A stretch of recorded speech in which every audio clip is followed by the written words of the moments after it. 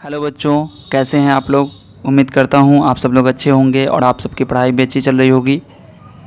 आज की वीडियो में हम लोग एनसीईआरटी की बुक से क्लास 9th के एक्सरसाइज 1.5 के प्रॉब्लम्स को सॉल्व करेंगे।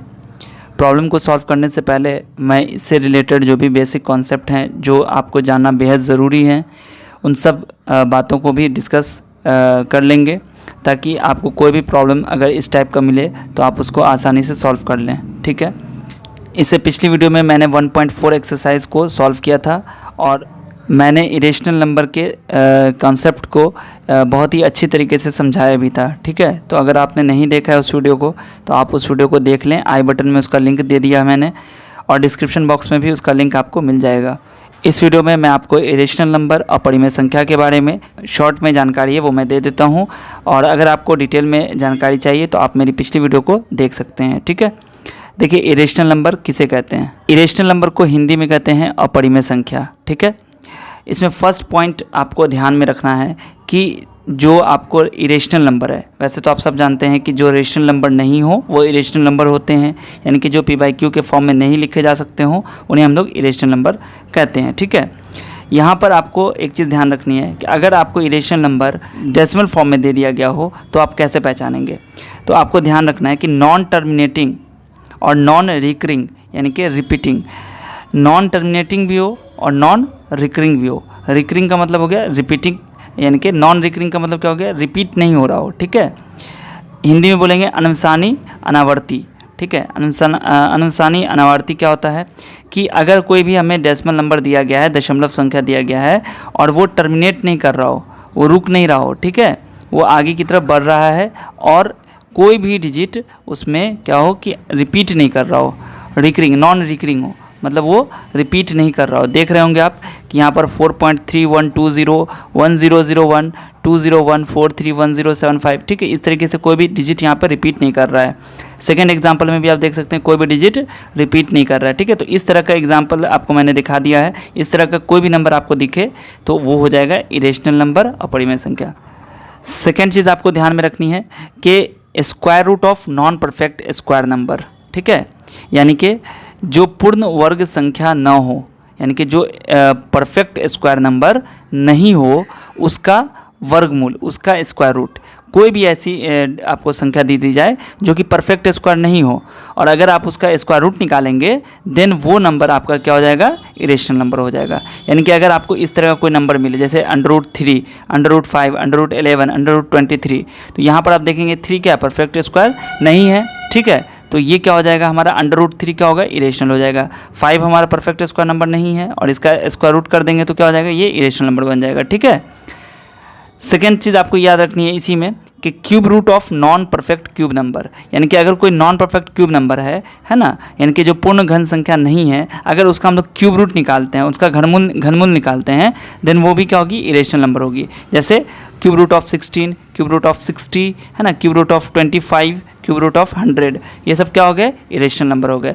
और लास्ट में एक चीज़ आपको याद रखनी कि जो पाई होता है वो आपका क्या है, इरेशनल नंबर है। ठीक है, पाई की एग्जैक्ट वैल्यू हम लोगों को पता नहीं होती है, वो हम लोग अप्रॉक्सीमेट वैल्यूज़ हम लोग लेके कैलकुलेशन करते हैं। जैसे π/14 हो, 22/7 हो गया, ठीक है, या 3.14 हो गया, ये अप्रॉक्सीमेट वैल्यू है, वो उसकी एग्जैक्ट वैल्यू नहीं है। ठीक है, तो पाई की जो वैल्यू है वो एग्जैक्ट नहीं है, इसलिए पाई क्या हो गई कि हमारा इरेशनल नंबर हो जाएगा। ठीक है, अगर आप इंग्लिश की बुक से एनसीईआरटी की बुक पढ़ रहे हैं, ठीक है, इंग्लिश में है, तो उसमें आपको पेज नंबर 19 पे ये चीज़ मिलेगी, और अगर आप हिंदी बुक से पढ़ रहे हैं तो वो 23 पेज नंबर पे। इस 3 पॉइंट को आपको हमेशा ध्यान में रखना है। तो चलिए फर्स्ट पॉइंट क्या है, देखिए फर्स्ट पॉइंट कहता है कि द सम और difference of a rational number and an irrational number is irrational. इसका मतलब हुआ एक परिमेय संख्या और एक अपरिमेय संख्या है तो उसका जोड़ या घटाना अपरिमेय होता है। ठीक है, सेकेंड पॉइंट है द प्रोडक्ट और quotient of a non zero rational number with an irrational number is irrational. इसका मतलब हो गया कि एक अपरिमेय संख्या के साथ अगर हम कोई भी नॉन ज़ीरो रेशनल नंबर यानी कि परिमेय संख्या लेते हैं और उसको गुना करते हैं या भाग निकालते हैं उसका, ठीक है, तो वो दोनों क्या होगा, अपरिमेय होता है। ठीक है, यानी कि इस 2 पॉइंट से निष्कर्ष ये निकला कि अगर हम एक रेशनल एक इरेशनल को जोड़ेंगे, घटाएंगे, गुना करेंगे, भाग करेंगे तो हमें एक इरेशनल नंबर ही निकलेगा, ठीक है, वो रेशनल नहीं होगा। तीसरा क्या है, if we add, subtract, multiply और डिवाइड 2 इरेशनल्स द रिजल्ट में बी रेशनल और इरेशनल। इसका मतलब हो गया कि यदि हम 2 अपरिमेय संख्याओं को जोड़ें, घटाएं, गुना करें या फिर भाग लगाएं तो क्या होगा, जो परिणाम आएगा, जो रिजल्ट आएगा वो क्या होगा, रेशनल भी हो सकता है, परिमेय भी हो सकता है और इरेशनल यानी कि अपरिमेय भी हो सकता है, कुछ भी हो सकता है, ठीक है। इसमें कोई गारंटी नहीं है। अगर आप 2 इरेशनल नंबर को लीजिएगा, उसको जोड़, घटाओ, गुना, भाग कीजिएगा तो इरेशनल भी आ सकता है और रेशनल नंबर भी आ सकता है। बट यहाँ पर क्या कह रहा था कि अगर एक रेशनल एक इरेशनल है तो रेशनल और इरेशनल का अगर हम जोड़ करते हैं, घटाव करते हैं, गुना करते हैं, भाग करते हैं तो वो रेशनल आपका इरेशनल नंबर ही होगा, अपरिमेय संख्या होगा, ठीक है। तो इस 3 चीज़ों को आपको ध्यान में रखना है।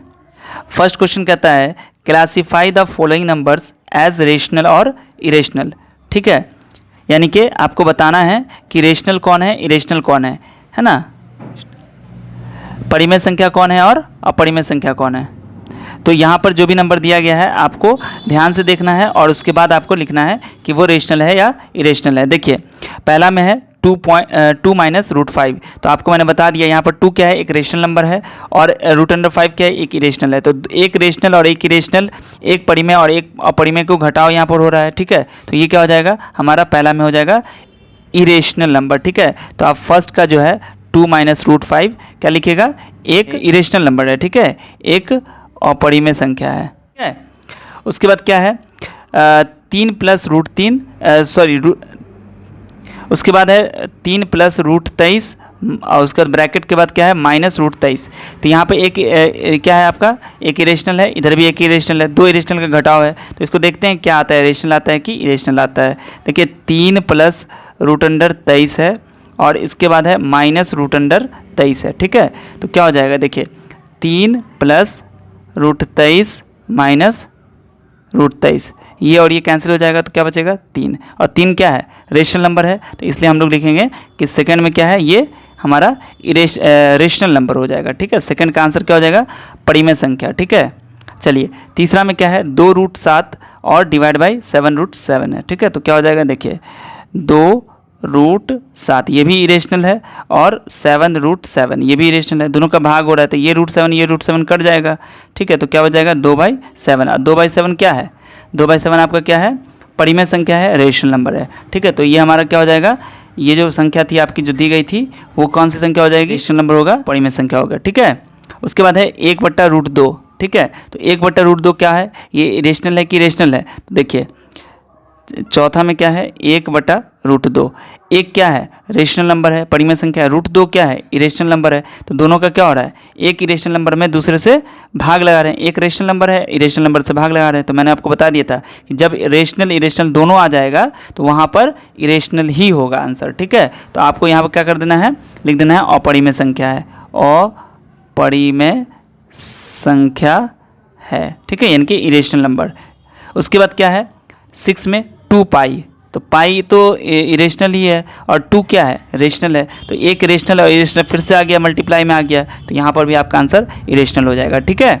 सेकेंड क्वेश्चन क्या कहता है, simplify each of the following expressions, ठीक है। निम्नलिखित व्यंजकों में से प्रत्येक व्यंजक को सरल कीजिए। यहाँ पे एक्सप्रेशंस दिया गया है, इसको हम लोग को सिंप्लीफाई करना है, ठीक है। जैसे फर्स्ट में क्या है, फर्स्ट में है 3 plus root under 3 into 2 plus root under 2।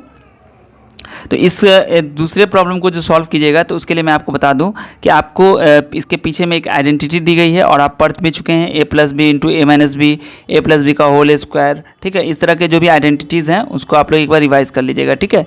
तो यहाँ पर देखिए क्या है a प्लस बी और यहाँ पर क्या है c प्लस डी, यानी कि इधर कुछ है इधर भी कुछ है। तो हम लोग को क्या करना होगा, इस तरह का मल्टीप्लिकेशन आप कर चुके हैं कि हमें 3 से इस दोनों को मल्टीप्लाई करना होगा और √3 से इन दोनों को मल्टीप्लाई करना होगा।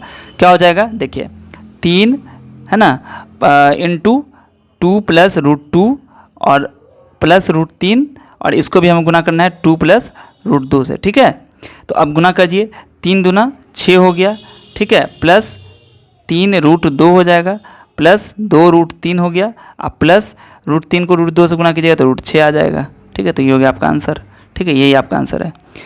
उसके बाद आपका सेकेंड में है 3 प्लस रूट 3, 3 माइनस रूट 3। तो क्या हो जाएगा, देखिए a प्लस बी और a माइनस बी हो रहा है। तो a plus B into A minus B का फॉर्मूला क्या होता है, A square minus B square, आपको पता है। तो ए स्क्वायर क्या हो जाएगा, 3 का स्क्वायर, और बी का स्क्वायर कितना हो जाएगा, रूट अंडर 3 का स्क्वायर। तो कितना हो जाएगा, 3 तिया 9, और रूट 3 का स्क्वायर कितना हो जाएगा, 3। आपको ये चीज़ पता रखनी है कि कोई भी रूट में अगर कोई नंबर है, अगर मान लीजिए रूट में कोई 5 है, मान लीजिए रूट में 5 है, इसको रूट अंडर 5 से गुना कीजिएगा तो 5 ही हो जाएगा, ठीक है। ये चीज़ आपको याद रखनी है, ठीक है। चलिए उसके बाद क्या है, यहाँ पर 9 में से 3 गया 6 हो जाएगा, ये हो गया आपका आंसर। यहाँ पर क्या है, देखिए root under 5 plus root under 2 का स्क्वायर हो गया, ए प्लस बी का होल स्क्वायर। आपको पता है कि A square plus 2 into A into B और प्लस बी स्क्वायर होता है, ठीक है। तो कितना हो जाएगा, रूट 5 का स्क्वायर कितना हो गया, 5, और 2 इंटू रूट 5 इंटू रूट 2 है, तो कितना हो जाएगा, रूट 5 को रूट 2 से गुना कीजिएगा तो रूट 10 आ जाएगा।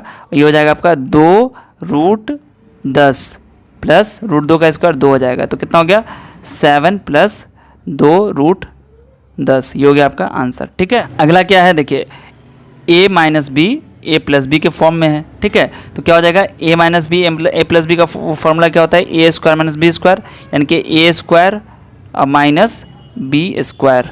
तो रूट 5 का स्क्वायर कितना हो जाएगा, 5, और रूट 2 का स्क्वायर 2 हो जाएगा। तो 5 में से 2 गया 3, इसका आंसर हो गया 3। अब इसमें जो थर्ड, फोर्थ और फिफ्थ नंबर प्रॉब्लम है, इसको हम लोग अगली वीडियो में सॉल्व करेंगे, ठीक है।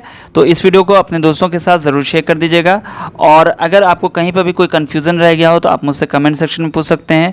मेरा टेलीग्राम लिंक आपको डिस्क्रिप्शन में मिल जाएगा, वहाँ से आप हमारे टेलीग्राम ग्रुप को ज्वाइन कर सकते हैं, चैनल को सब्सक्राइब कर सकते हैं। और अभी तक अगर आपने हमारे चैनल को सब्सक्राइब नहीं किया यूट्यूब पर, तो आप मेरे चैनल को सब्सक्राइब ज़रूर कर लीजिए, और बेल के आइकन को ज़रूर प्रेस कर दीजिएगा, ताकि आने वाली नेक्स्ट वीडियोज़ आपको टाइम पर मिलती रहे उसकी नोटिफिकेशन, ठीक है। तो मिलते हैं फिर आपसे अगली वीडियो में, तब तक अपना ध्यान रखिए। वीडियो देखने के लिए आप सभी का बहुत बहुत शुक्रिया।